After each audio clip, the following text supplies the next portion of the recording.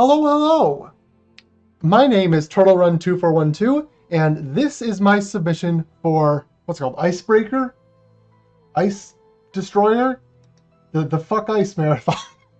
This is my submission for that. Hi, this is Ori and the Blind Forest, Definitive Edition Randomizer. Ori is my favorite game of all time, and if there's ever a game to pull out of my pocket to submit to a quick marathon like this, it's Ori. This game is amazing. I have so many hours in it, and I love it so much. So we're going to be doing the Randomizer today, because that just adds infinite replayability to this game. So we'll get into it without any further ado, and for marathon purposes, the estimate that I've used before is 1 hour and 11 minutes, because I like the 111. That's pretty generous, but this is a randomizer, so who the heck knows what could happen. I will also offer an incentive to add all escapes, because typically the randomizer does not do Ginso Tree and Forlorn Ruins escape, but they're cool. They have really good music, Ginso especially, and it actually makes the estimate a little more consistent if you add 5 minutes onto the timer, because I'm going to need to find a little bit more in order to do those escapes. So it just means that I'm going to have more stuff for the final escape, and it won't be as risky. So it's safer to add that in terms of estimate, but if not, Rando is still very fun, and all seeds are finishable, thanks to the wonderful work of our dev team. So, okay, marathon notes aside, we're going to do what the actual marathon run would look like, starting in 3, 2, 1, go. I started it way early, it's fine. I've been playing another game lately where you do have to start it 2 seconds before, but that's beside the point. Ori and the Blind Forest Randomizer, where good luck on your rando, and also your rando on good luck. If you haven't seen this game, please, please, please play it, and play the intro as well. It is so good, so emotionally heartfelt, but as speedrunners, we have to skip it, and we get right into our randomization goodness. We have already gotten our first pickup of the 256 items in this game that have been swapped, shuffled, and scrambled all around the forest. Those can include ability cells, which are like level ups. Those can include keystones, which you'll see a count up here. You need either 2 or 4 to open certain doors. You can also get health. You can also get energy. You can also get experience, where an ability cell is always exactly 1 level. Experience is its experience. Ooh, or you can get abilities. So we already have our first ability unlocked, our first skill, as we call them, and that is climb. So you can see on the tracker, which is currently above me, I don't know where that will be in the marathon layout, but it can also be transparent and go over the game if needed, or in like a DS second screen, really easy. But you'll notice that one of those little circles around the outside of the wheel has lit up. And that is because we just got climb, like I mentioned. So if you are struggling to maybe notice what's going on, always pay attention to that. If anything new lights up on that, that is because I have found something that is good and nice and useful. Those 11 circles around the outer edge are the skills. We don't really count the top one. That's sort of your base attack, and without it, you're soft locked most of the time. So we don't randomize that. But the other 10 are the main skills, and those are the big items we'll be needing throughout the game. You can see on the inside, there are 5 more grayed out items, and those are world events. Those are the dungeon keys and the clean water and wind restored events that happens when you complete certain dungeons. Those effects have been scrambled. They're not necessarily at the end of the dungeons you'd expect. They're pickups just like any else, and we want to find them and light up those icons in the middle. In addition, the dungeon keys. The dungeon keys are the top row of the grayed out icons in the middle. Those are required to get into the dungeons that they represent. With one caveat, which we may or may not see, but we'll talk more about the dungeon keys later on because they are quite important. And then around the outside, you'll see a little icon, several little icons, in fact. Currently, there's one lit up at the very top, which is a tree. And I'll talk about those in a sec after I talk about the icons between those circles, which are teleporters, just like this. So there are 11 teleporters in the game that are considered useful. Pretty nice because there are 11 skills, so they fit nicely in between them on the tree. Several of the in-game teleporters are unlocks as checks. So you can just find a teleporter out in the world, or you can just walk over to it and touch it. That will also unlock it. And those are especially important because of a randomizer feature called Alt-R. So this was initially added as an anti-soft lock feature. If you, say, jump into a pit and you don't have wall jump or climb, you're stuck in a pit without wall jump or climb. So the randomizer devs added the keybind Alt-R, which lets you basically access the teleport menu from anywhere, similar to the way that one of the upgrades works in Will o' the Wisps. But speedrunners saw this and went, oh, you can teleport anywhere. That seems quite fast. So it is quite fast. We will be using it all the time. You'll see me go down like a long hallway, collect all the pickups, and then Alt-R out. So I don't have to backtrack. I can just go straight back to a teleporter and start a new leg of my adventure from there.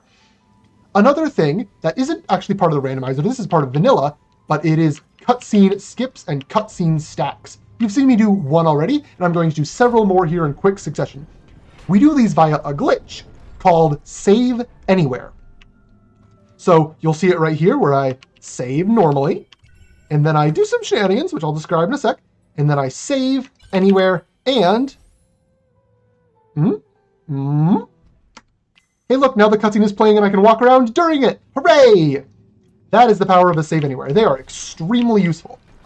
If you can save in a normal place is what you need to do to start the trick, and then open and close that little informational menu on the same frame, which is really easy to do with a keybind. So it's pretty free. You can keep that menu open to level up an ability. And leveling up an ability saves the game because you're normally supposed to only be able to do it at an existing save.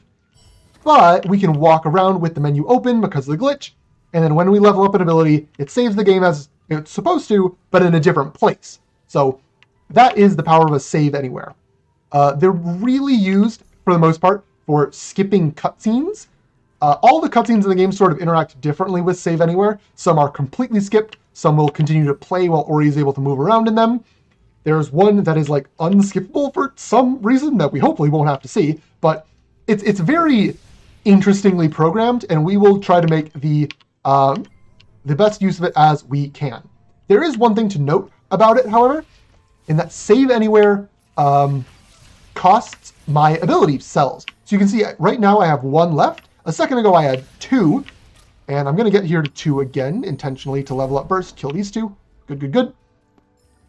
But because those save anywhere do cost ability cells to do, I might run out if I'm not careful with how I use them.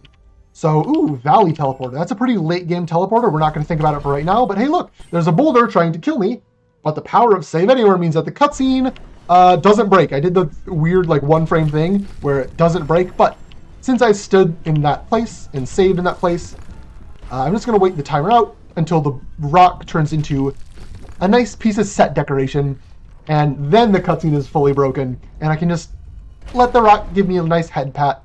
And yeah, that is a way to get out of here and get a couple extra pickups out of logic, and more importantly, a teleporter. So everyone also say hi to Marvin. This is Marvin. Hi, Marvin. Are you going to break that for me? Good boy. Good Frankie. Marvin is a good frog and a friend. The frogs, his type of frog specifically, but lots of enemies have properties that can break walls. So when those frogs do their stomp attack, it actually acts exactly the same as Ori's stomp attack. Well, it's a little bit of a weaker version of it, but by having the frog stomp on that thing, I can... Hi, go to the teleport, please. I can get that rock to be stomped open without having stomped myself. So Marvin is very helpful. Yes, you are. Who's your good frog? It's Marvin. We love Marvin. We may even see him later because he is probably the single most useful frog in the entire randomizer, which makes it all the more interesting that he is one of the only creatures in the game that has a flag turned on where if he dies forever. You never get Marvin back, and that's because he's supposed to be crushed to death by the boulder in the chase sequence, but, I mean, you saw, I did some shenanigans, and we did not actually do that boulder sequence as intended, So Marvin gets to live and help us out, and everyone is happy. Hooray!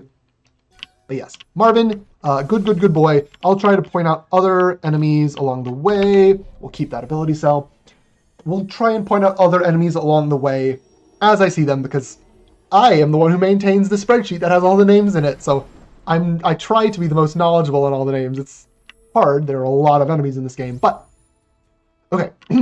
I did just do another minor trick called fake flippers, where when you're in the Alt-R state, you are actually immune to damage. That is to prevent soft locking by, say, saving anywhere underwater. So if you just hit Alt-R, you're invincible. And therefore, I was able to swim down, grab the pickup, and then Alt-R to get out without taking any more damage. It's out of logic, but hey, a check is a check, and we will take it. So let's start getting to those things that I said I would talk about earlier. The first of which being the trees along the outside edge. You can now see 2 of them are lit up. And that is because those are our goal. So in Ori Randomizer, if you were to just blitz straight to the end, that's actually kind of extremely easy. You could, if you're extremely lucky, do that in like 20 pickups, and then you're done with the seed. Like, it would be over way fast. So what the Randomizer devs did is they added different goal modes to the seed that you have to complete first before you can actually see the credits. And the most popular goal mode, and the one that I'm using today, is called Force Trees. That means before I can see the credits, I will need to go to all 10 of the vanilla skill locations. Again, that top one is anti-soft lock, doesn't count. But the other 10, we need to go to all 10 of those trees. Otherwise, I will not be able to see the credits whatsoever.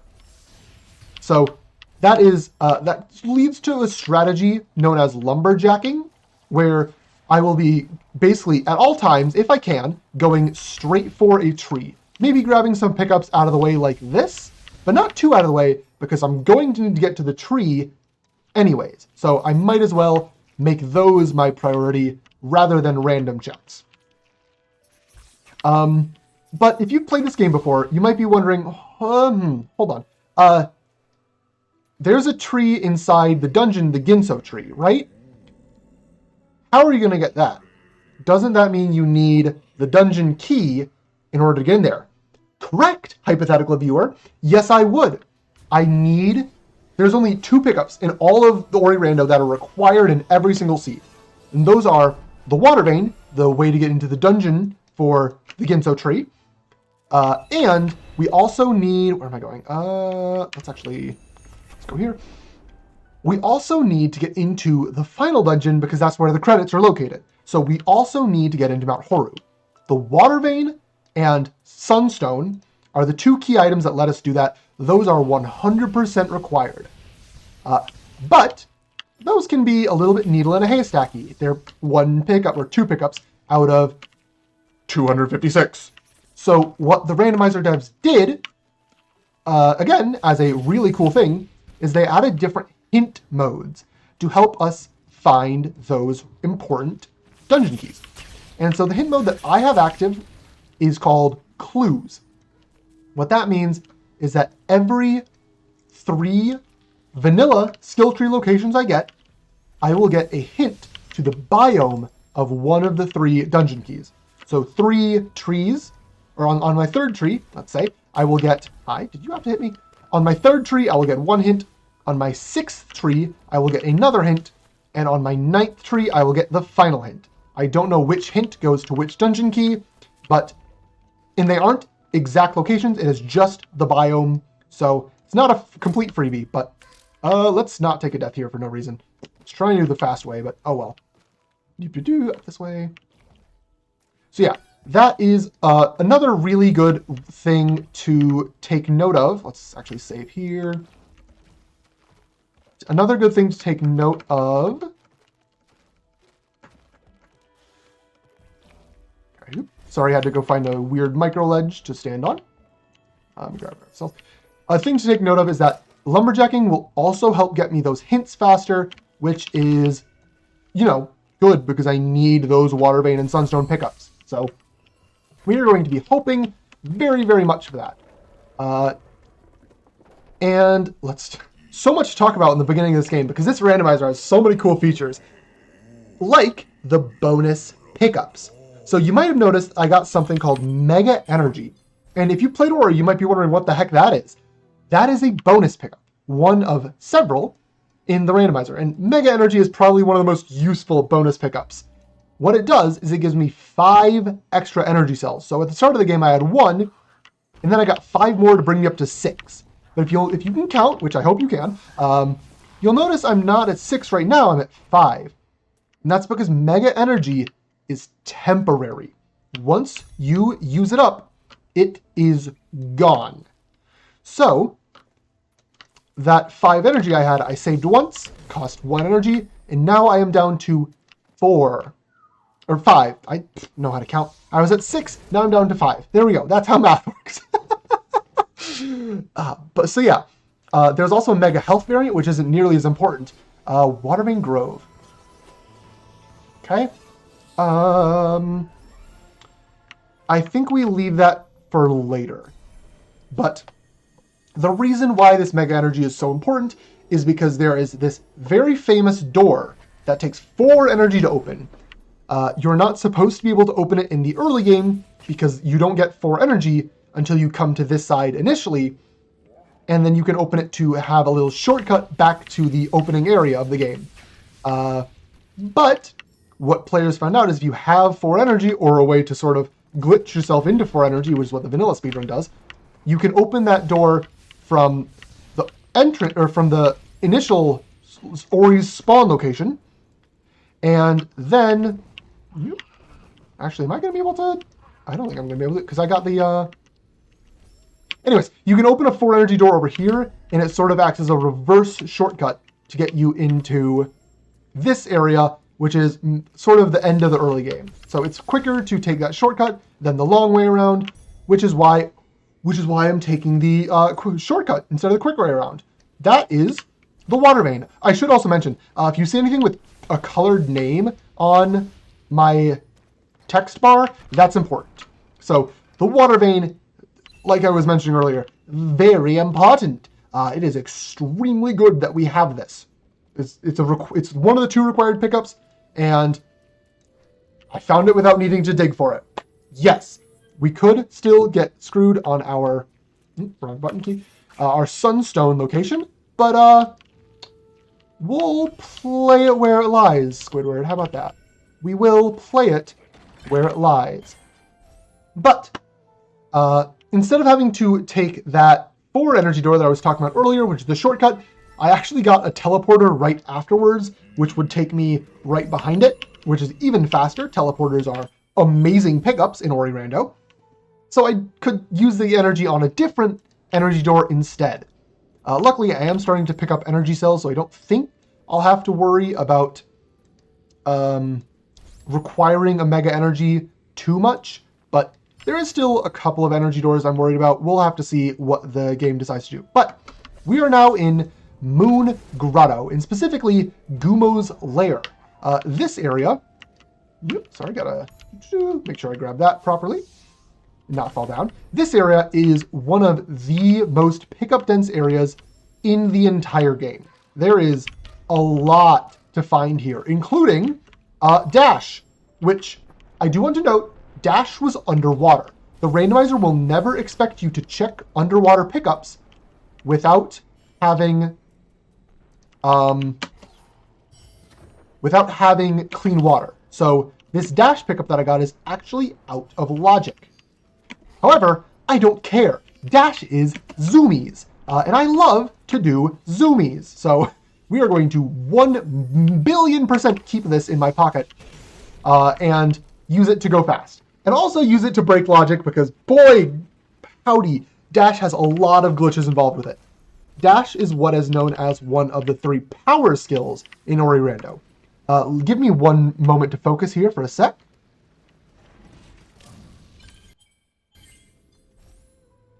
I'm doing a save anywhere in midair, which causes Ori to drop to the ground. Let me save so I don't die again.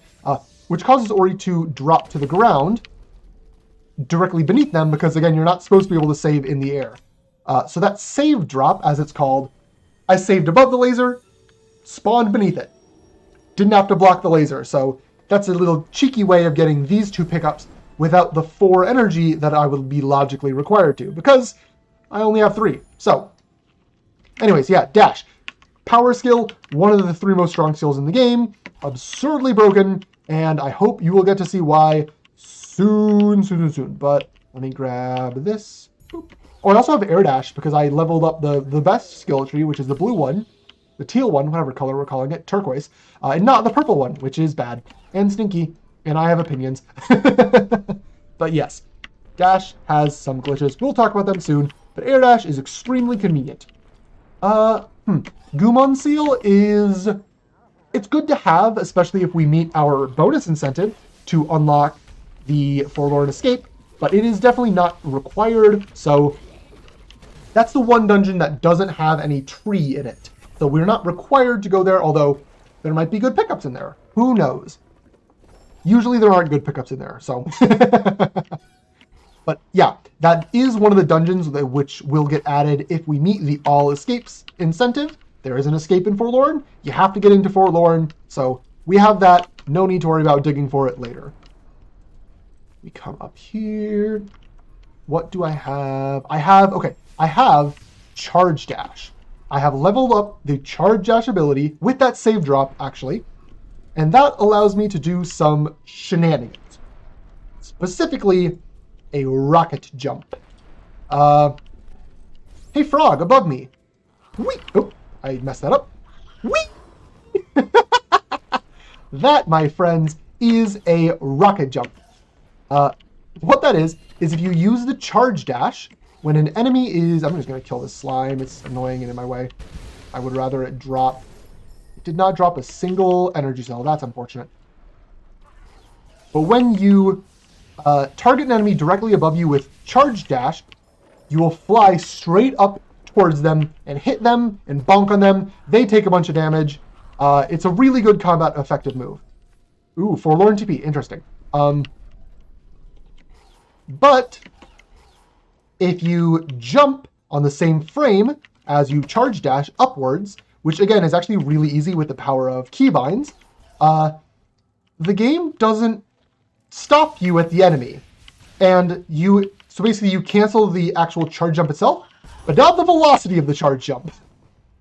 And as you can see, charge jump upwards gives you a lot of velocity. You go absolutely zooming into the stratosphere. It is so much fun to rocket jump. I'm so glad we got this for this seed. It is chef's kiss. There's so many places that you can creatively use a rocket jump to just break logic and get an extra pickup, like I just did right there. Wow. So the one caveat is that you need an enemy above you. If you don't have an enemy above you, you can't target the enemy above you, and you can't charge dash upwards. But there are lots of enemies in this game. I think I mentioned this. So we're going to be able to do quite a bit of charge dash cheese. Nope, I missed that. It's fine. So at this point, we have pretty definitively passed the early game of the seed. We have a power skill. We have the first 4 trees. I should not have killed that slime. It's fine. We'll just go back into the teleporter. But we have the ability to ban bots from my chat. Boop. Okay. And we have a power skill. We have the 4 trees. We have a good chunk of the right side of the map unlocked. And we also actually have, interestingly, a left side access already via the valley teleporter we got way earlier. This slime is called Gandalf because he says you shall not pass, and you don't pass. Very rude of him. But, I'm wasting a bunch of energy. Don't worry about it. Now that we are sort of out of the early game, we're getting to a point where I need to find just some more. I don't know how much. It all depends on what the game wants to give me, how nice it's going to feel like. But there are now sort of some gates blocking us from trees 5 and 6 on the right side, as well as the 3 left side trees on the left side. I just said that. Oh boy. We just got our ticket. So everyone, say hi to our friend Ringo. I'm going to show you why Bash is considered the most powerful skill in the game. We're taking Ringo on an adventure. I'm going to actually bash him up, because it's a little easier like this. Ringo. Ringus Dingus. Oh, I'm going to kill him! Oh, that is unfortunate. I'm just gonna reload. Shoot! That level up explosion killing him is quite unfortunate, but we still have Bash, so I'm going to do the exact same thing, although maybe I'll do the method where you don't take him with you. But this is a double bash. Double bashing is in vanilla as well, but in vanilla is pretty hard to do. Oh, can you not do magic? Ringo, thank you. In vanilla, it's a frame perfect input that can be made somewhat easier with the power of keybinds, but it's inconsistent. So, okay, there we go. Yeah, double bashing. Basically, if you bash an enemy and then bash them again right after release, it lets you take the enemy in one direction and yourself in the same direction. Usually it's supposed to be the opposite direction, but, you know, going with the enemy allows you to just bash it again, and then bash it again, and then bash it again, and then bash it again. All of a sudden, you are up to getting pickups that you really should not be getting. And you also don't have a ton of health, but who cares at this point? We are shamovin'. We have 2 power skills. We have the power of rocket jump. Oops, I messed that one up. It's fine. We have the power of double bash. And yeah, this seed is going to cook at this point. Whoop, double bash. Whoop, double bash. Single bash, single bash. Bash is absurdly broken. There are a few limits to what double bashing can do, namely in that it takes some time and it is quite difficult. If you let the projectile hit you, the projectile disappears. If you let the enemy hit you, if you're double bashing an enemy, the enemy damages you. Also, enemies will take damage from bash, so they are not infinite, and projectiles will actually despawn once they are a certain distance away from their origin. So you cannot take all projectiles everywhere across the map. But when you know that this mortar is close enough to this ceiling, I'm gonna have to do it again because I did not manage to save the shot. But when you know that this mortar is close enough to the ceiling, you can just use this mortar's shot to break the ceiling and then kill yourself. Like a dum-dum. Oops. It's fine. The ceiling should still be open because I saved. Yep. So yeah, mortar shots, I should note, are actually particularly tricky because they follow gravity. Some other shots don't, but mortar shots are really, really inclined to let gravity pull them down. So, we're going to go to Black Root Barrows next. Yes. So, with the power of these 2 skills, Bash and Dash, as well as Climb and Sea Flame, those are helping too, we now have access to every tree in the game. We are in, it's not Go mode yet, we don't have our Sunstone, but we are definitely in a pseudo-Go mode. I've heard this called Lumberjack mode, where you can go for all the trees that you want. And so that's exactly what we're going to do. So, does anyone remember our good buddy from earlier, Marvin? Well, would you look at that? It's Marvin's time to shine. Don't land in the spikes. Good boy, Marvy. Okay, so, Marvin, again, who was supposed to be dead when the Indiana Jones boulder runs him over, is still alive. And Marvin, his attacks have the stomp property. So, by carefully manipulating him by dashing towards him and away, he will take small hops so his head does not bonk into the ceiling spikes, and we can lure him backwards through those crushers in a trick called the reverse Frankie walk. Marvin, come on, puppy. Okay, keep him away from these spikes. He's over them, and Marvin can stomp on this floor, and now I have access to lower Blackroot without needing stomp. There are like 3 or 4 different ways to do reverse Frankie walk. It is a really interesting trick, and I do it. I prefer dash over bash, so we use the dash method, and now we are down here, where a few dashes gets us over to this area. I want to save my energy, so let's not save yet, but we're going to rocket jump off that guy, and come over here, prep a save anywhere, because this is a 60-second long cutscene if I don't skip it. Escape button, please, thank you. And now we have already found our 6th tree. So yeah, the pace of the game is very much going to speed up at this point. We have solidly entered the mid game. We have a good skill set, and I'm going to lumberjack these trees down. Sunstone is in Grotto. Okay, that's interesting because I did clear a lot of Grotto, but not all of it. So we are at some point going to have to return there and fix stuff. Okay, what's my method to break the rock? Fast stomp. Okay. Sorry, just had to think out loud about the strategy I'm using. The Valley TP is really interesting in the settings that I'm using because there's this huge kill plane that just spawned in during this cutscene. Which you can skip through a couple of different methods, which I have access to, but by doing so, I would... Hi. Okay, bird, I need you to come down here, please. Oh, okay, I need the bird to come a little closer to me. I need to be... Oh, hold on, I have rocket jumps. What am I doing? Let's actually reload to get my energy back, because I did just waste one on accident. Okay. That's not what I meant to do. Okay, yeah, give me one moment to focus here while I pull this off. I need to climb this wall, let go of up. So I do a regular dash. There we go, okay. Whew. Good job, bird. Thank you for getting me up here. So, yeah, because of me not having stomp or climb charge jump or the sunstone, lots of different ways to break this rock, I'm going to do the fast stompless route, which is a glitch that you will see a lot in vanilla all skills speedruns. And it is useful in this case because I don't have any of the easy ways to break the rock. So I'm going to come out through this side path instead of doing things like skipping and manipulating that cutscene. I'm going to save right here. I'm going to miss the bash. It's okay. We have infinite tries at this. I'm going to bash a projectile from that spider at a very specific angle. I'm going to move far away so a rock, like a wall, deloads. The spider shot is going to go through the deloaded wall and then run into that the breakable rock at the top of this valley, which is the cutscene trigger. As soon as the rock breaks, starts this cutscene, which bonks Kuro on the head and gives us this tree. Now, I know what you might be thinking, that's a feather turtle. No. That is a tree. Do you want to see how I know? I have 6 out of 10 trees. I'm going to touch this. And now I have 7 out of 10 trees. Therefore, that was a tree. You're welcome. You learned something new. Trees can look like feathers.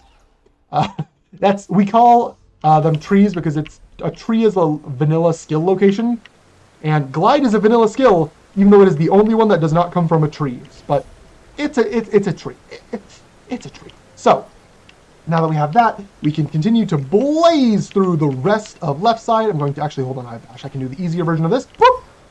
We're going to rocket jump all the way up here, grab a bird, grab a different bird, because I like this bird position better, and do a trick known as Sorrow Bash. So, usually the wind is supposed to be active for you to be able to glide up this little narrow opening, but with the power of Double Bash, I can just use that bird and take that bird with me through the opening in order to get up here, whoop, and rocket jump way, way, way up, in order to grab you.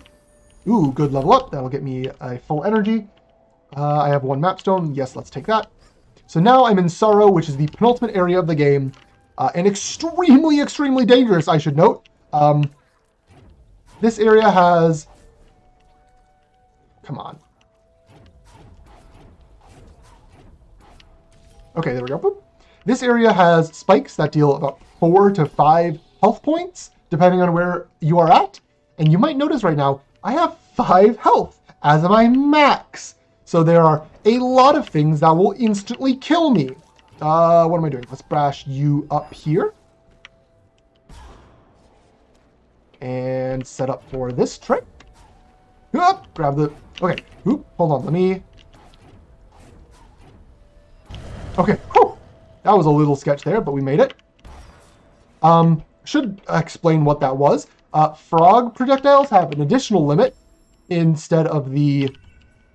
oh, I don't have health at all. Ooh, this is gonna get spicy! Actually, I might try and tumble. Yeah, we're gonna try and tumbo. Okay, new plan, we're going to do shenanigans. So, You can zip through lasers sometimes, don't worry about it. I don't have any way to break that. Ooh. Oh, this is going to be extremely spicy.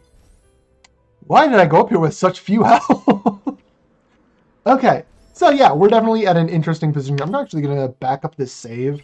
If I try this and it doesn't work, I'm going to lose all of my AC. But I'm going to try it because it will look really cool if I can get this. I probably won't be able to. I only have 4. Yeah, that's almost certainly not enough. But we're going to attempt. Yeah, this is not working. This is not happening. Okay, we're gonna have to come back here, unfortunately. Unless no, it'll despawn. That area, which we colloquially, that's such a hard word, called Dorito Caverns, is extremely dangerous. Hooray!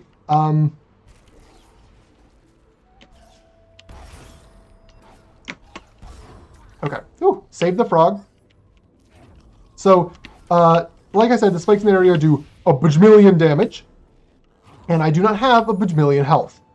So, I would have had to damage boost through those spikes, which I could only take 1 damage boost, but with the power of save anywhere, you can do a trick called a zombie Ori, where if you save after Ori dies, using a save anywhere, Ori's position will get stored. Don't kill the spider, please. Good. Ori's position will get stored, and the iframes that you get after death, or after respawning, it's one of those two, get stored as well. So, you can die on spikes, and then save with save anywhere, and then you respawn, you have like half a second, which you can use to jump off the spikes, get a little further, die again, save again, and generally be extremely dead. You hear a lot of the little Ori's like noise, but it's fine. It's fine. They respawn. They have invulnerability frames. Don't worry about it. It's fine. How am I going to do this? We're going to have to bash the frog itself, aren't we? Boop. All right, frog. This frog doesn't have a name. Help. I am hurting myself a lot because... Okay, this might not work. I might not be able to get all the pickups I want to up here, which is unfortunate, but... It's my 6. Okay, let's grab... Ow, really? Did you have to... Okay, homie, please. Okay, we're just going to grab that one. I'm going to attempt something dumb. Zemsis would be proud. I got 1. Ugh, this might not work. I just didn't dash it all there. Come on, Ori. Ooh, this might not be enough. I might need a double jump here in order to actually pull my way through, but...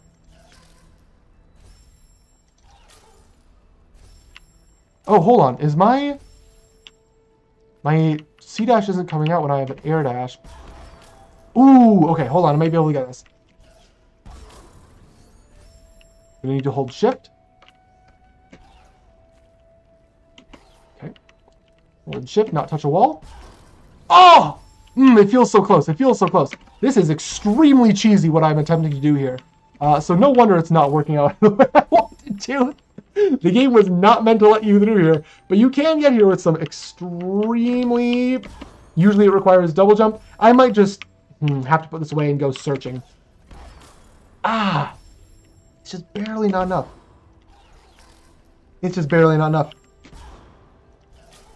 Okay. We're going to have to come back to Sorrow later. Unfortunately, that is something of an issue. So... Yeah, you're supposed to come into Sorrow with every single skill except Charge Jump. I don't have Charge Jump. I also don't have Stomp. I don't have Double Jump. I don't have Glide. I don't have Wall. I don't have Wall Jump. The first skill you get in the game. So, yeah, I was definitely doing some shenanigans there, but the game has denied me for now. We'll be back. I will do some more shenanigans because I will almost certainly not have every skill required. But yes. So I am now no longer lumberjacking. And I also wasn't in lumberjack mode, even though I said I was. I lied! I was overconfident in my own abilities. Oh no! So, for better or for worse, we are now going to be stuck searching for other things to help me get through. Health cells are actually really, really nice then. They just allow me to just do the zombie better. Do more damage boosts, and that's good. Mapstone is nice. So, in the meantime, what I'm doing is I'm returning to Grotto because I know my Sunstone is here. So, that is going to be sort of like, hey, I need to search this area anyways. There's going to be the Sunstone here. Let's dig here for extra items first. And we need to bash the spider shot.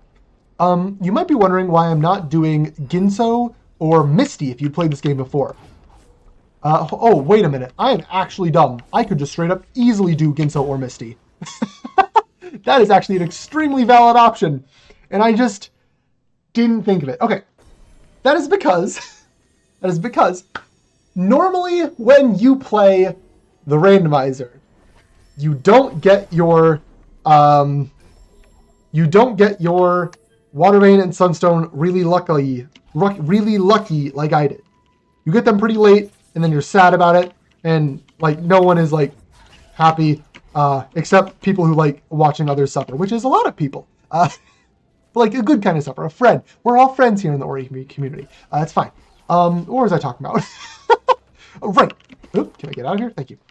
So normally you tend not to get lucky with those locations, and all of a sudden you find yourself having to dig.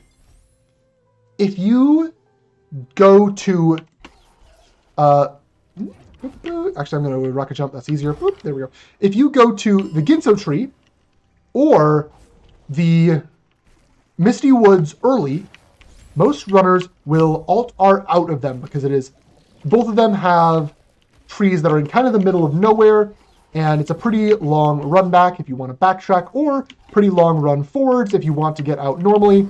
So most runners will simply Alt-R the heck on out of there. However, if you do find out later that your dungeon key is there, you need to go all the way back through Ginso or Misty in order to get that. Ginso and Misty revisits are really bad in terms of time loss. You never want to have to do a Ginso or Misty revisit.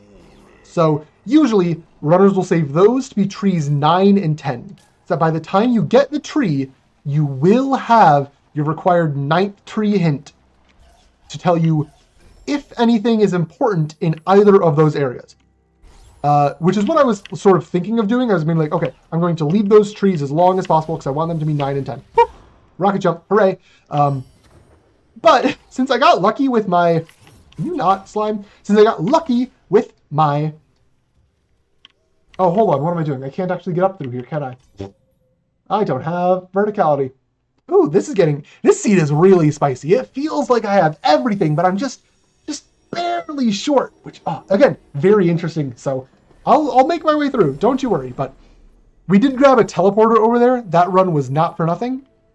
And we'll be able to use that later on in order to just warp right back there. But yeah, I don't have verticality, and Ginso is a very vertical dungeon. In Ori, we consider verticality to be charge jump, which makes you go big up. Double jump, which makes you go up many times, and is in fact my favorite skill in the entire game. And we also have double jump plus grenade as a form of verticality, actually. I need the frog to shoot at me so I can break the floor. Actually, don't need that, but I want it. Frog? Okay. Frog, can you not... Frog, break the floor. There we go. So, I need some form of verticality to get past the second room in Ginso, but surprisingly enough, I am more confident in doing Misty than I am in doing Ginso. So, Misty Woods is a very like Lost Woods type area if you played The Legend of Zelda. It is loopy, you go in a bunch of different directions, you get all turned around. As you hit certain triggers, the map changes, so you're supposed to go hit all these triggers in a linear order, which is why why this area is so long to do a revisit for. you have to hit all those triggers all over again to sort of fix the area's state. Nope, I was just a little short there. Ooh, boy, I am running low on health. And I dashed into spikes. That just happens sometimes. This area is pretty late in the game, so despite me now having quite a bit more health, I am not, able to tank a bunch of hits like I was trying to there. Spikes here typically do about 3 damage, so yeah, not able to survive everything that I want to. Let's save again, or not. Thank you, Frog, for jumping in the same range. But yes, Misty, very, very linear. We're going to be grabbing pickups along the way because I still need my verticality. I should probably actually save at some point really soon here. Let's go for frick!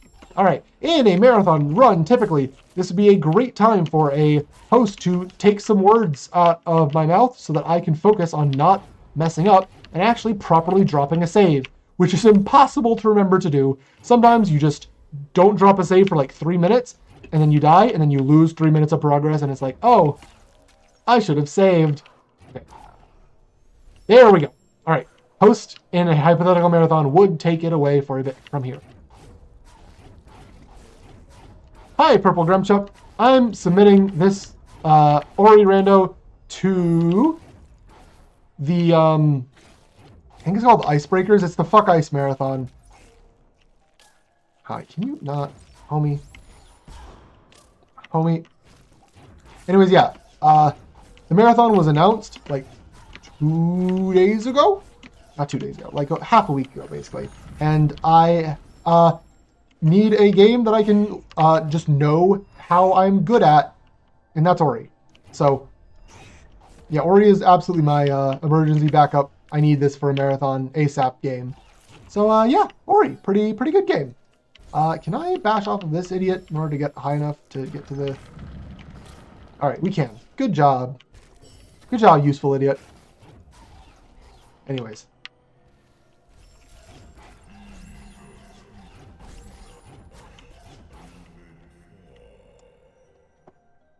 Okay, this is probably a good time to stop the hypothetical marathon host comms and come back to me. So, I did get, if you notice, the swamp teleporter from a pickup here, which is actually the exact same one that I unlocked like a second ago. But, can I save? Oh, I need to wait for this to refill. Which is the exact same pickup that I locked manually a second ago, so it would have been way faster to just come here first. But...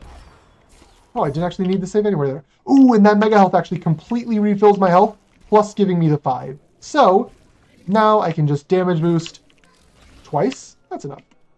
Alright, damage boost twice, lure the frog here, bash him slightly upwards. Bash him over the spike pit so he doesn't die. Oh, good. That can be actually really hard. There's a setup for it, and I just don't know the setup.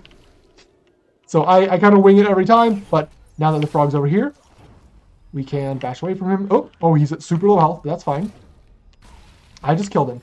Never mind, that is exactly what we didn't want to do. Usually, if you're smart and a good Ori runner, you can bash that frog's projectile into the ceiling above and use that to get in instead of going the way up and around. But I flubbed it up, and it's fine.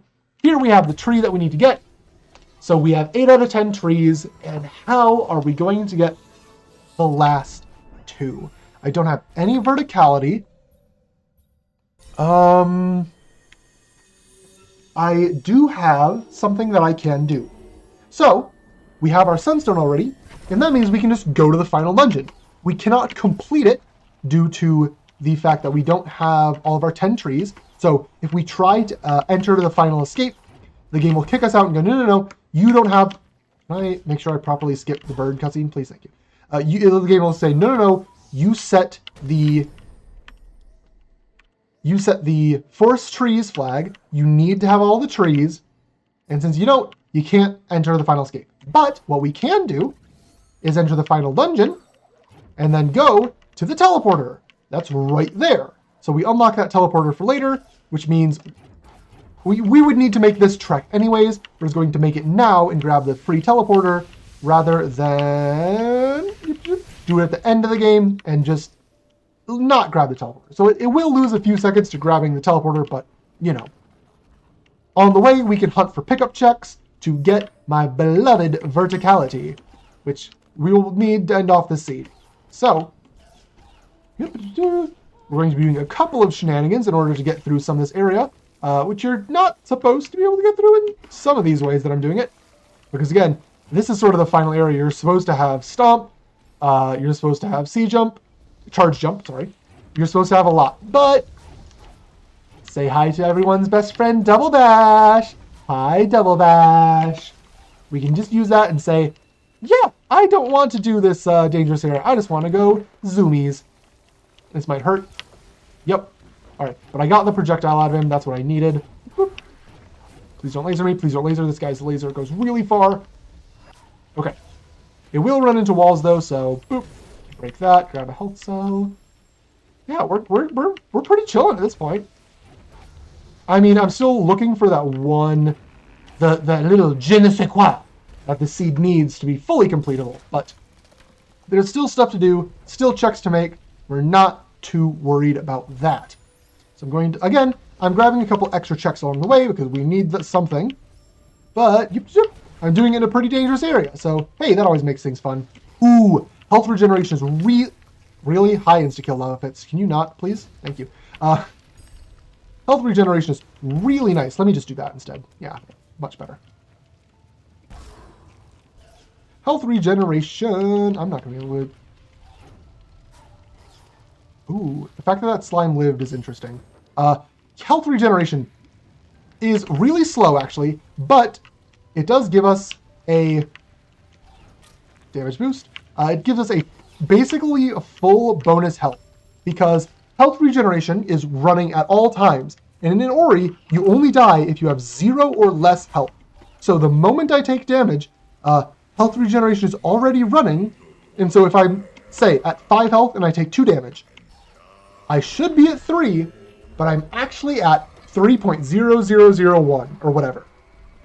So if I take 3 damage, I'm not at 0, I am at 0.0001, which is greater than 0 and not dead. So, health regeneration basically just gives you 1 extra health. Only the first health regeneration pickup does. There are actually 3 in this item pool that I have. 3 bonus health as well as 3 bonus mana regen. Yep. Let me double dash you. Double dash you. I'm taking it very careful because I do not want to drop this until I get far enough to get over here. Grab that. Awesome. Drop down. Grab that. Jump up. Grab this. Teleporter. All right. So, remember I had 5 health earlier when I was attempting to do some sorrow shenanigans? Well, now I have 12 health. That's quite a bit more. And notably, I also have 12 ability cells. Which ability cells, if you remember, are what let me do save anywheres. And save anywheres let me do zombie Oris. So, we're going to come back up here. Once again, do a sorrow bash to get into sorrow way earlier than we should be. So long as I keep the bird alive, this is really safe, actually. Boop. Jump up here. Just say hi to this bird. Boop. By say hi, I mean thank you for letting us go upsies. I'm going to fall down, actually, so I can take the frog. Can I save here? Good. All right. I need to lure this frog the other way, please. Frog. Thank you. So I can get him up on this. And from here, I can just... Bleep. And now we come back to Dorito Caverns. So, we're going to start a save anywhere. Actually, what's my health? My health is full enough. You know what? I'm actually going to drop another save. That'll get me to exactly full. There we go. And now I can take 1, 2, 3, before I need to drop my save anywhere. Oh, can I not get around this with only climb? Hold on. You can get around this with only climb, right? You cannot get around this with only climb? Oh, no. You'll probably be able to get around this with only climb. Uh-oh. Oh, hold on. I've never thought of it. I've never done this before, but...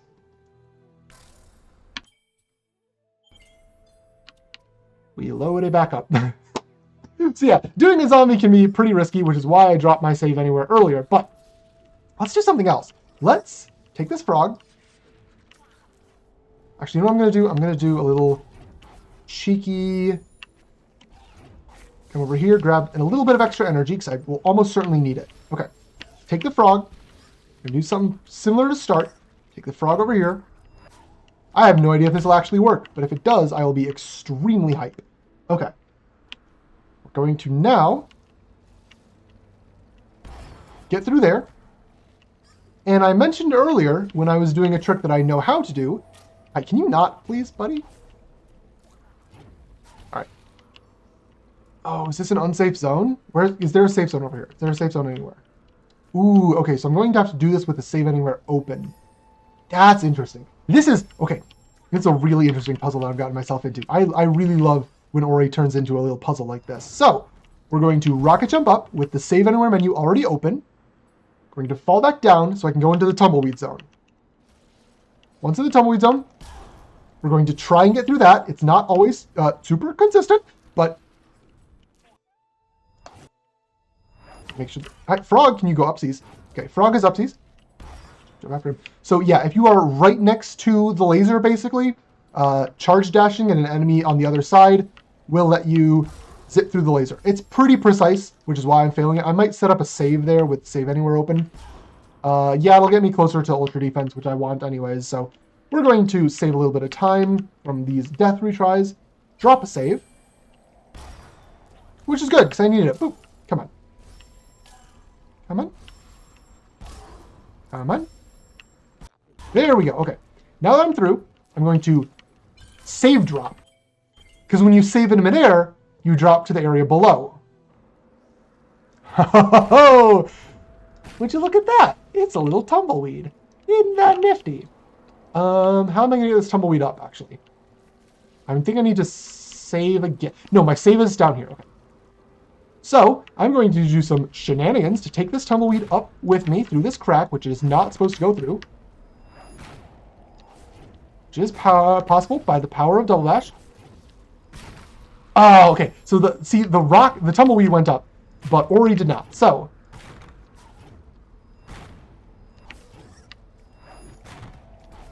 no, tumbleweed, come back! Oh, it went a little too far away from me because I need to be able to ride this tumbleweed up into the wind. Oh, this is difficult. This is a weird strat. Okay, we have the tumbleweed.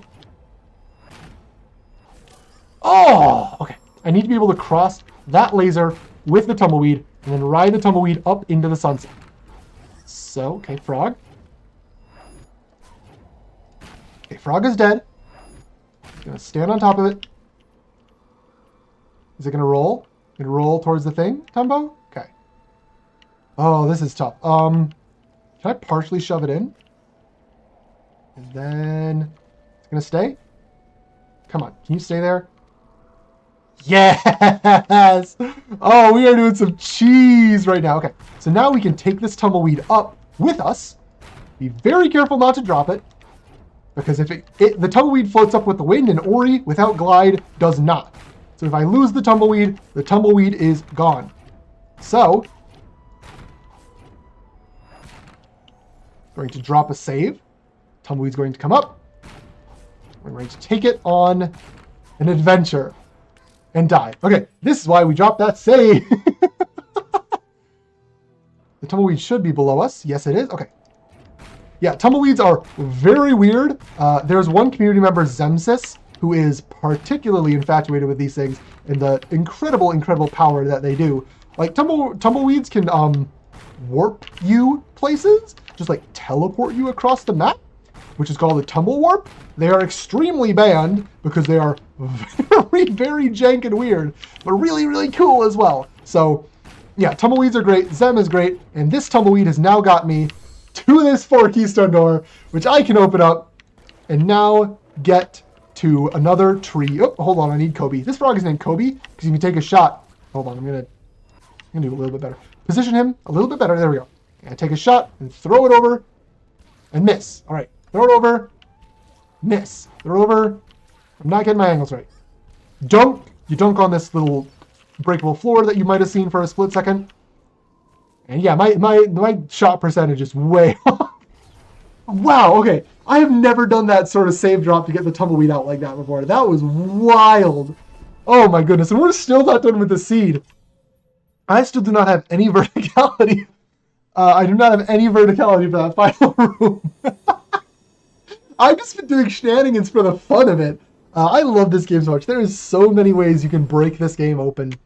And Randomizer really exemplifies that. So, you know what? Let's actually go this way first. I lied, debated. What I need is double jump or charge jump or grenade. Any one of those 3 skills is go mode for 100% sure. So I'm just looking in dense areas. That was a trash bash, whatever. Looking in those areas that are still have a bunch of checks. And specifically, I'm also trying to look for early game. Oh, there's grenade. That's go mode. Hi. I'm specifically trying to look for areas that have early game locations, because I broke logic a lot in the seed because I think it's fun to break logic and to see what sort of shenanigans you can get up to. If you couldn't tell by the fact that I did that absurd tumbleweed strat that I've never had to save drop for that before. You usually have a little bit of verticality, which can get you through the laser I was doing earlier on the other side, but I just didn't have any verticality. So yeah, no, this game is extremely cool. Have I mentioned that yet? But we have grenade, which lets us bash nade. Bash and grenade, bashnade for short, is probably the most powerful 2-skill combo in the entire game. Not probably. It is 100% the most powerful 2-skill combo in the entire game. Bash and grenade gets you so much, because you can just throw your own grenades, instantly bash off of them, and if you know launch from Will-O-Wisps, this is launch. You basically have launch. It's a little worse because you can't use it in midair, but like, who cares? There's almost always enough floor in this game, which was designed mostly with floors. That was a trash bash. Skip the puzzle here. But yeah, because you can bash off your grenade. And in Randomizer, grenade does not cost energy. This is an anti-soft lock procedure, because if grenade is your only way to get to certain pickups, you don't want to have to go back to the teleporter in the early game, heal your 1 energy, go somewhere, throw 1 grenade, run out of energy, go back to the teleporter to regain your energy, then go back to the place, throw 1 grenade with that energy. It's slow and obnoxious. So the rando devs simply just said, no, grenades are free to use. And yeah, that means we can abuse the ever-loving crap out of bashnade and use it for all of our verticality needs to get us up this extremely vertical dungeon to the Ginso tree, which gives us extra air dash. That's really nice. If this was a normal randomizer seed, I would actually straight up leave right now.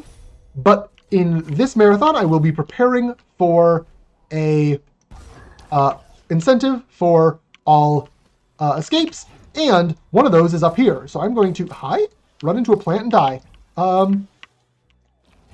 Good plan. That was really rude of you. I do not know why I couldn't climb out of there, but whatever. Right. So because we are going to be doing an all escapes incentive, hopefully in a marathon, can I just whatever? I'll just bashnade it. I am going to be coming up here and grabbing one more thing, which if the incentive is met, I will have to do as well. So it's better to grab the teleporter right away rather than do all of the bottom of Ginso tree coming back up to this point. So in the marathon, I would do this upper area, even if it's not part of an optimal sort of skill set or an optimal logic pathing, because right now I'm 100% go mode. We can just end the seed in an instant. But, right. Let's go this way. Hi, Ori. Go through the portal. There we go. Drop 1 grenade. Grab that. Grab that. Grab that. Back down here. Boop. I have 3 keystones, so we are going to need to do a keystone dupe. This is actually not something I expected to be doing. Whoops. It's fine. This keystone dupe is pretty well known. I'm going to check this one pickup as well with the power of bash to break that open. Oh, it's a keystone. We don't need to dupe anymore. Hooray! Basically, the way keystone duping works is if you die while you are inside of a door's turn-in radius, you can duplicate up to... So this door is 4 keystones. You can duplicate up to 3 keystones because the keystones remain in the door when you die. but they return to your inventory when you respawn. So you just get more keystones for the price of nothing. It's really cool. I'm going to murder this elemental. Boop. Boop. Boop. And 4. Oops. Okay. So here we will grab the Ginso teleporter for later. If the incentive was met by this point, I would probably just go ahead and do it now. But I do want to get this time in under 111, which I might anyways, because we are at the final escape. We're ready to go. So normally in Mount Horu, in vanilla, there's a bunch of lava everywhere that you have to remove by doing a bunch of mini rooms, and that's not in the randomizer because of this glitch, which is in vanilla as well. But if you press up on the first frame the game loads when you're in front of a door, that happens. That is called a door warp. The game just does not load in the proper coordinates that the door is supposed to send you to, so it sends you to 0, 0 on whatever current map you're on. In the case of Mount Horu, 0, 0 is right in front of the final escape. So let's actually grab Ultra Defense for safety. It literally warps you from the front door straight to the end, no questions asked. It is pretty cool. So, we need to actually just double grenade, there we go. We can enter into our final escape. You might notice I'm still missing 5 skills. I only have half of the skills I'm supposed to. I don't care. Well, maybe I might. I have wall breakage, I have verticality, I have bash, dash. I have a lot. I have wall interaction. The only thing I might be worried about is getting out my bash nades fast enough to not get hit by, say, falling rocks. But we can do the lower route. It's pretty easy. Bash nade, grenade, bash, bash. Yeah, there are so many permutations to how different runners can and will do this final escape. So gonna wait for this guy to shoot at me. Thank you for the bullet. We can then use that. Oh, no way. Okay, we backed it up. But yeah, so many different permutations of ways you can get through this final escape. So many different skill sets, and Bash Nade, like I said, particularly powerful, so there's nothing that really worries me. Say hi to Miriam, not fish's name Miriam. Say hi to Jeremy, our final friend who's going to help us skip the last room of the game. So we're going to take Jeremy over here, double dash him, but at a different angle, and then rocket jump. Rocket jump temporarily disables your collision because charge jump is broken, and we can just jump right into the final cutscene just like that. So there are about 40 seconds, not 40 seconds, about a minute left in this run, since I have to watch this whole cutscene. Let's, in the marathon, wrap up at this point with some shoutouts. Shoutouts to Purple Grumchup, who's in my chat right now. GG's, you're amazing, as well as Muffin, 2Kill, Infinite, and Smashy. That's my 5. Those 5 people are the ones who helped me personally grow as an Ori runner when I first joined the Ori community. But the entire Ori community really deserves a shout out as well. They are all such amazing people. If you want to learn this run, please, please, please do. Go to orirando.com, the link to the Discord, how you can get the randomizer set up. If you have any questions at all, go in the Discord, in Blind Forest, Rando, and just ask. There will be so many people at any hour of the day who will love to help you because we all love this game. It's so good. And yeah, no, it's just great. So shoutouts to Aiko, especially as the lead of the dev team, but everyone who's worked on the randomizer. There's so many cool features. Time is in 5, 4, 3, 2, 1, time. But so many cool features. I'm going to play a little bit of the credits roll here to show their names off. It's just amazing. Like, all the bonus pickups, all the different goal modes, all the different hint modes, the features like Alt-R that help us out. They made double dashes easier to implement, especially for controller players. So much quality of life, so much accessibility. It's amazing. Shoutouts to ICE. Fuck them. I don't know if we'll be allowed to say the fuck at the marathon, but fuck ICE. Anti-shoutouts to ICE, actually. Not shoutouts, but you know what I mean. So, for the sake of showing off the incentive for the marathon, I would say this adds about 5 minutes into the typical run. We're going to do both of the other escapes. So, that starts up here with the Ginso tree. This is probably the most famous sequence in all of Ori. Everyone who plays this game loves the sequence. Maybe they dislike its difficulty a little bit, but it is just such an iconic and like absolutely beautiful moment, which has so much like dynamic everything, and I words are starting to fail me, but this sequence is so good. Did you just kill your friend? Oh, homie, that's rude. Don't do that. Don't kill people. Ice. Don't kill people. Ice. Anyways, I need this to not kill the frog actually, so we're going to bait it around. Come up here, go back down there, and break the wall. Okay. So yeah, this sequence we do need to do a little bit of puzzling on both sides in order to open it up. But once we do, oh boy, oh boy, oh my goodness, sweet golly graciousness. This projectile is one of the slowest things on planet Earth. It's supposed to be so you have time to solve the puzzle, but I am cheesing the puzzle with the power of double dash. I do not care. Bring it over. Break the wall. All right, and here we go.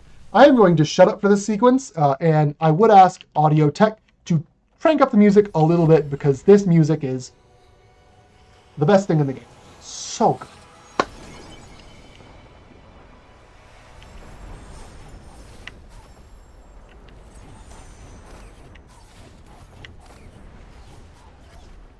Oh, and by the way, there are pickups on this final escape.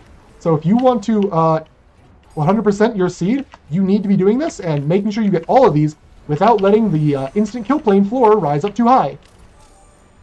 Like I just did right there. It's been a while since I've done the Ginso escape. Typically, you won't see this in your typical randomizer seed. It's just too far out of the way, and there are no trees here, so...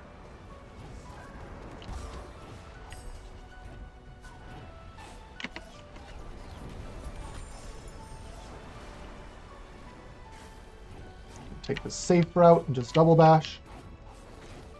If you go up too quickly, the water rubber bands.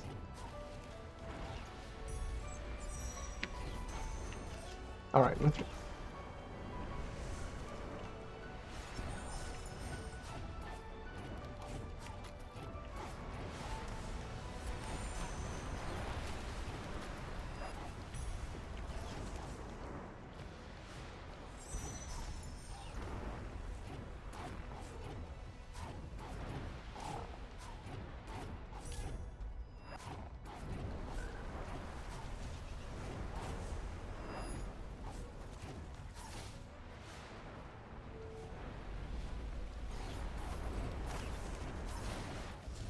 Okay, that ending was a little bit tense because of my lack of a floor to stand on there, but we managed to get through. That is the Ginso escape sequence complete.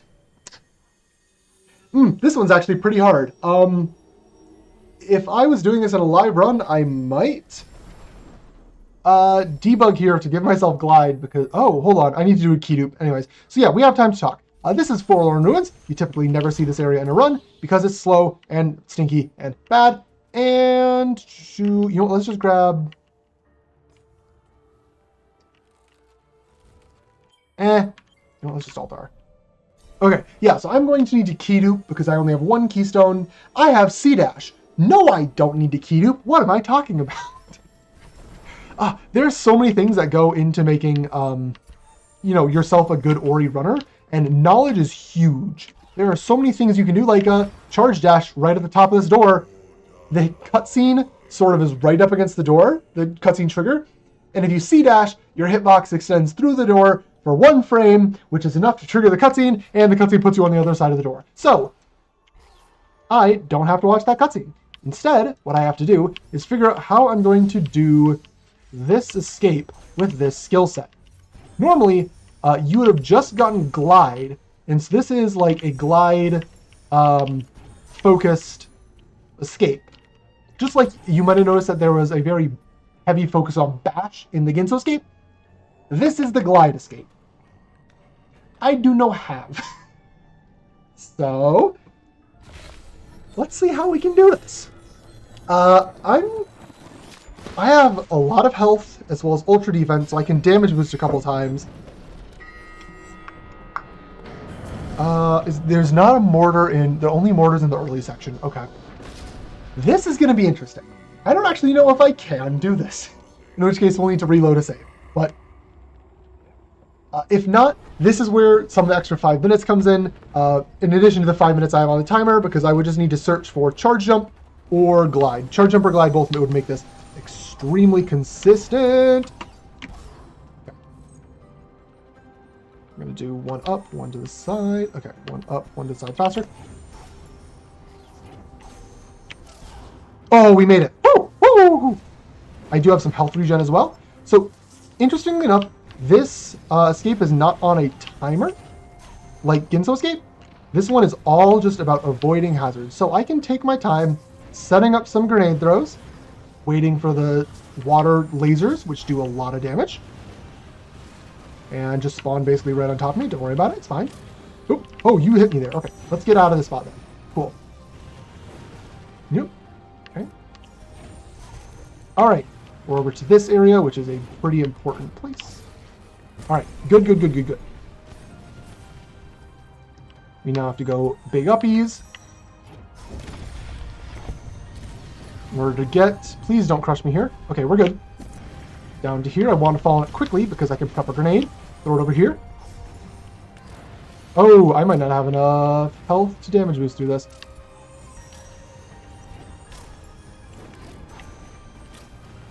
Oh, I only have climb. Oh, okay. I gotta be pretty wary of my health here, but... Yeah, these walls are all ice spikes, so... And these are not bashable, if I remember correctly, so we have to be... Might do it. 1, 2, 3... Oop, and miss the grenade! Let's not do that! 1, 2, 3 as high as we can.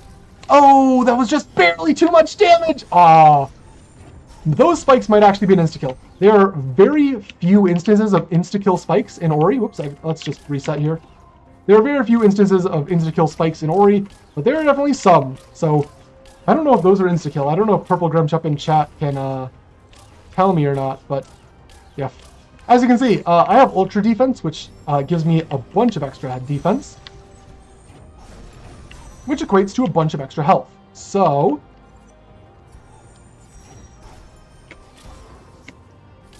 Damn it. Okay, I'm gonna say I should have... Hi, can I throw a grenade properly? Thank you. Oh, this is a standing spot. Lol them out. Yeah, I'm going to say I have enough.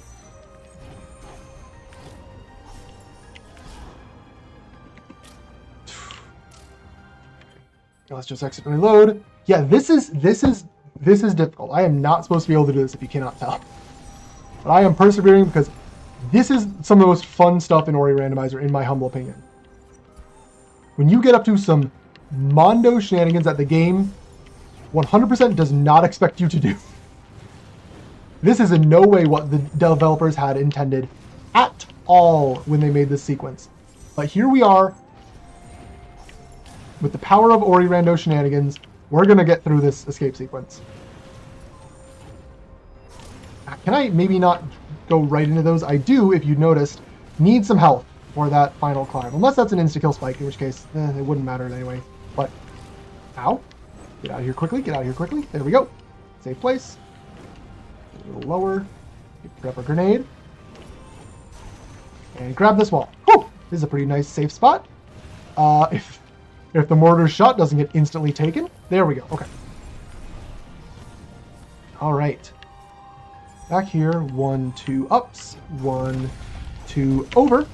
Into the safe spot right up here. Good, good, good. Get back down. Pepper grenade. Instantly throw.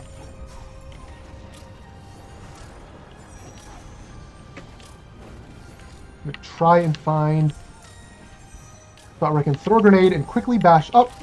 Not high enough. Is this a safe wall? What the hell? Whoa. Unfortunately, I think I'm going to die when I leave, but is this a safe wall?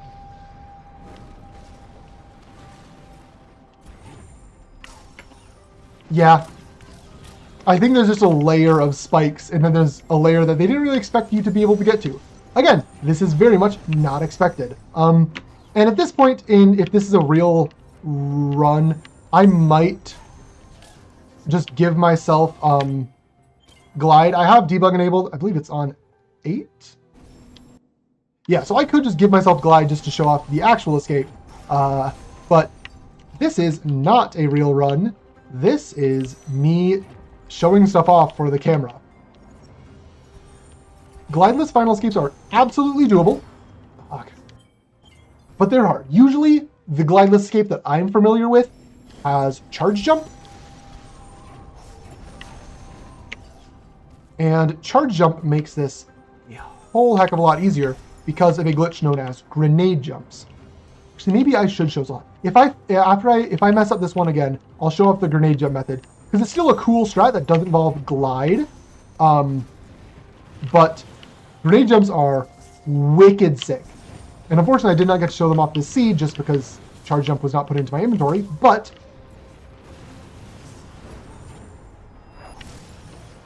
all right, get up, get up, get up. Good job, Ori.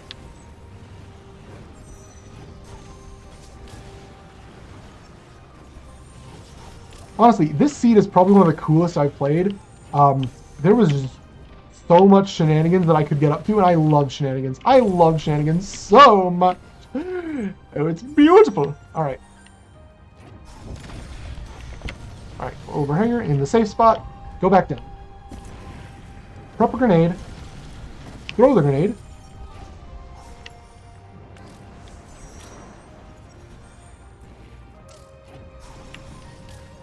Oh, I couldn't grab hold of the wall there.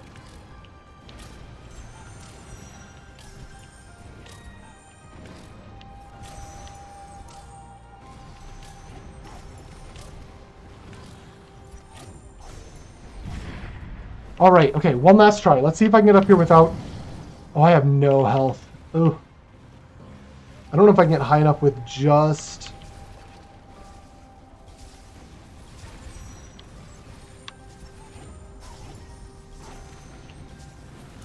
Oh, okay, yeah, okay, I'm going to show off the charge jump version. Boop. Drop charge jump, and save. Okay, now I get to show off grenade jumps, which are really, really cool, because if this is a glitch, it's also frame perfect. I messed it up. You'll know when I got it, because it's really cool looking. But basically, charge jumping off a wall gives you a lot of momentum, but obviously you slow down pretty quickly. What do you think would happen if you didn't slow down? Ori, can you please show off the trick? I'm trying to look cool for the camera.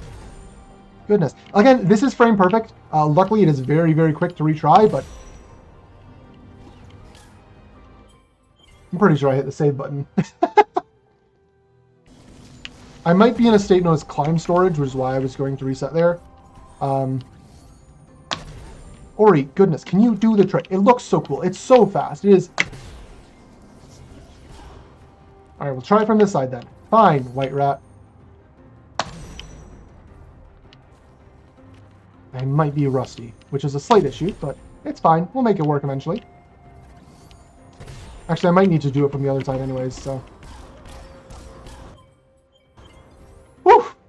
This is why we have debug mode enabled for marathon runs. At least why I would. I need 2 nades for this.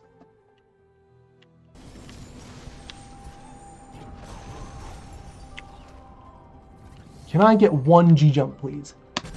No? Oh my goodness. Again, frame perfect.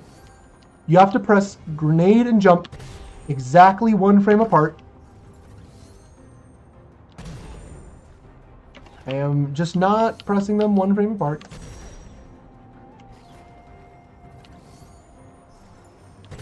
There we go. That's a grenade jump. Woo-hoo-hoo! All right. So yeah, grenade jump. You get all of the.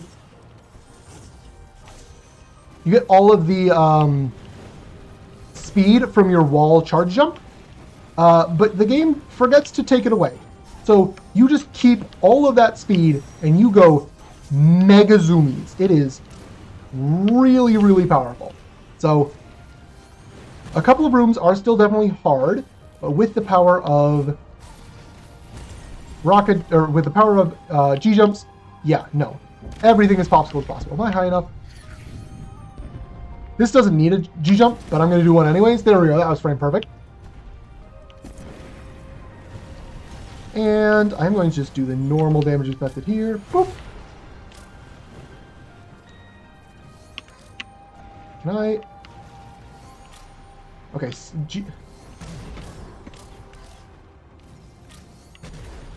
sometimes the game is a little bit weird about how C-jumps work when you are on a spike wall. Trying to get a C-jump. Ah, heck it. I just trigger glide. I don't want to do this forever. As fun as this game is, trying to lab out stuff like this on the fly can be frustrating, and I'm trying to do things with a sort of semi-live audition in mind. So, we're just going to put glide in here. Alright, and if I remember right, the G-jump method for this is you get down here.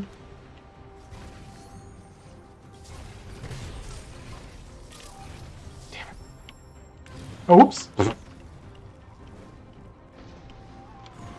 If you know what, I'm probably just going to call it with glide. If you G-jump at a wall, I actually shouldn't do it here because this is about to fall. If you G-jump at a wall and aren't holding climb, your momentum gets redirected from the grenade jump. So it is very interesting, but I definitely got a little over-ambitious in this scene. Trying to do so many shenanigans, which I think is fun. In a marathon, I should have certainly played it safer, but where's the, I mean, there's still fun in that. This game is very fun no matter what. But, oh, can I not, this icicle is solid? Really? Huh. Today I learned. But yeah, no, this game is amazing. I'm going to end off my commentary with one last grenade jump because they look so cool. I can get one. Again, these are frame perfect, every single one of them. You have to press climb, or press grenade and jump, one frame apart. There we go. Thank you for considering this marathon to Icebreakers, or whatever the marathon's actually called, the Fuck Ice Marathon. I'll hopefully see you there. Did I just softlock by skipping the cutscene trigger? I did! Let's go! No, wait, here's the cutscene. Okay, bye!